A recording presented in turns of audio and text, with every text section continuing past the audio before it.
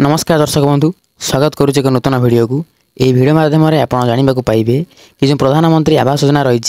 जहाँकि नवेम्बर मसरे मिलवाई जाऊँगी तो कि मानक मिल कि मानक मिल ना यही सब विषय संपूर्ण विवरणी बा संपूर्ण तथ्य आप वीडियो माध्यम पाइपर जदि आप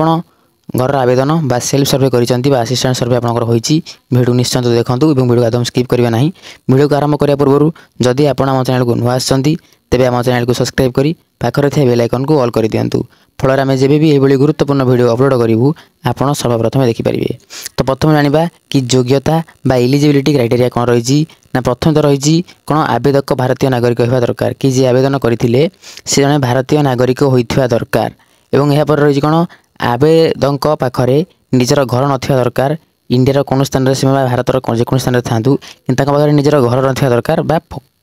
कोठा घर नथिबा दरकार एवं परिवार रे गोटे स्त्री स्वामी अविवाहित संतान होगा दरकार जार रोजगार मध्य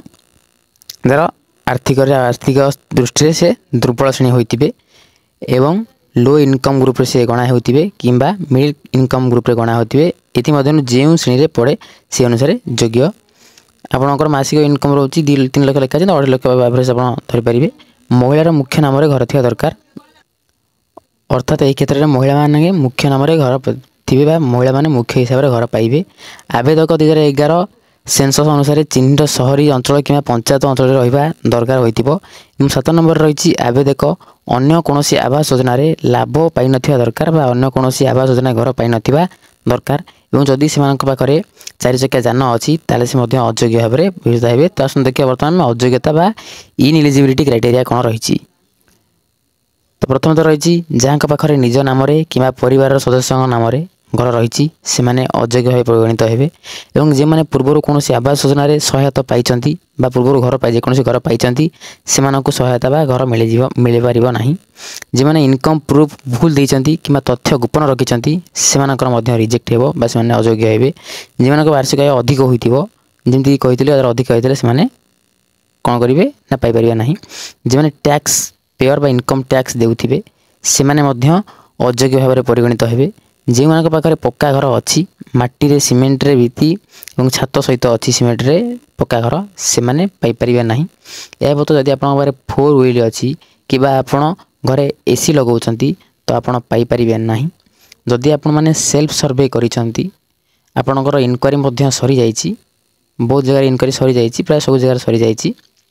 एवं वर्तमान कौन से बछा हे कि प्रकृत में किए योग्य किए अयोग्य एवं मुख्यतः आपंक पाखे जॉब कार्ड वेरीफाई नहीं था। यह व्यतीत आप परिवार केते जन सदस्य आप पाठ पढ़ी कि ना ये सब आप फिलअप करते व्यतीत आप पक्का घर आगु मिली तो आपको घर मिल ना जदि न मिली तो आपको निश्चिंत मिल जब आप पाखे माटी घर अच्छी कोठा घर आपंकर ना आप पाइपर जब आप पाखे 4 चकिया जान अच्छी आप पाइपर ना एवं जदि आप इनकम टैक्स देउछंती ताले आपनकर रिजेक्ट करा दिया जिवो।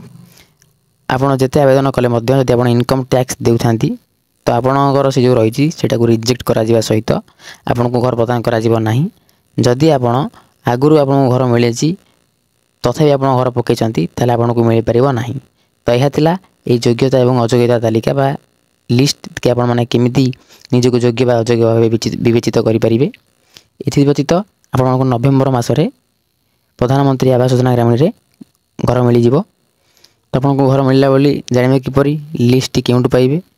आम चैनल माध्यम आम वीडियो माध्यम पकईदेव आप देखिपारे से आम चैनल को सब्सक्राइब कर रखी था।